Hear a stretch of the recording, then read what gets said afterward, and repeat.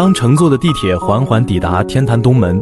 迈出车站的那一刻，眼前的街景如一幅画卷徐徐展开，记忆瞬间被拉回到1996年的天坛东门。那时，天坛公园的灰色围墙静静伫立，好似岁月的忠诚守望者，默默见证着时光如水般缓缓流淌。公交车在街道上来回穿梭，如同城市跃动的脉搏。红色夏利出租车和黄色面的在街道上忙碌行驶，夏利车如灵动的火焰，燃烧着那个时代的激情；面的似朴实的使者，以实惠的价格为人们的出行提供便利。还有骑着自行车的人们，衣着朴素，